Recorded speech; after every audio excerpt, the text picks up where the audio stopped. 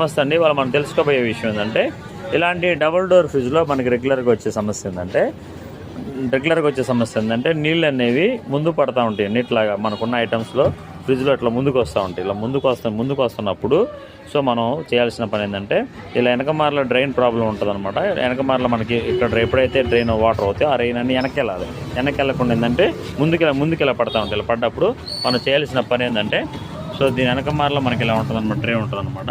ఇది ఛాంబర్. ఈ ఛాంబర్లో మనకి ఐస్ ఫార్మేషన్ అవుతుంది. ఐస్ ఫార్మేషన్ అయ్యి మనకి టైమింగ్ ద్వారా ఎప్పుడన్నా ఆగిపోయి ఆన్ అవుతుంటుంది. మనకు కావాల్సిన టెంపరేచర్ వచ్చిన తర్వాత ఆటోమేటిక్ కంప్రెసర్ ఆఫ్ అవుతుంది. ఆఫ్ అయిన తర్వాత ఏంటంటే ఇది డిశ్చార్జ్ అవుతుంది అనమాట. అంటే ఉన్న కూలింగ్ తగ్గుతున్నప్పుడు ఒక్కొక్క వాటర్ డ్రాప్స్ వస్తాయి.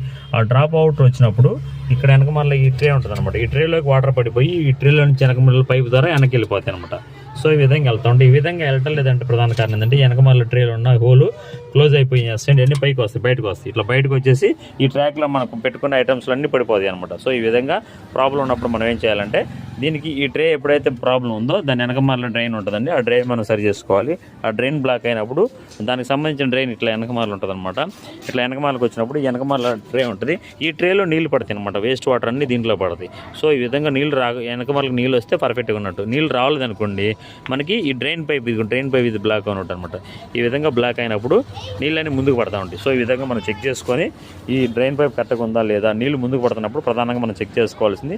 ఈ విధంగా చెక్ చేసుకొని దానిలోంచి నీళ్లు బయటకు వచ్చే విధంగా మనం ఉంటే అంతా బాగుంది అనమాట. ఈ విధంగా మనం డబుల్ డోర్ ఫ్రిడ్జ్లో నీళ్లు ముందుకు పడకుండా ఉండడానికి ప్రధాన కారణం ఏంటంటే ఆ డ్రైన్ బ్లాక్ అవ్వడం. సో ఈ విధంగా మనం తెలుసుకొని దాన్ని రెక్టిఫై చేసుకోవచ్చు. ఈ విషయం మీకు నచ్చినట్లయితే లైక్ చేయండి, షేర్ చేయండి, సబ్స్క్రైబ్ చేయండి. SR Power Tech Info.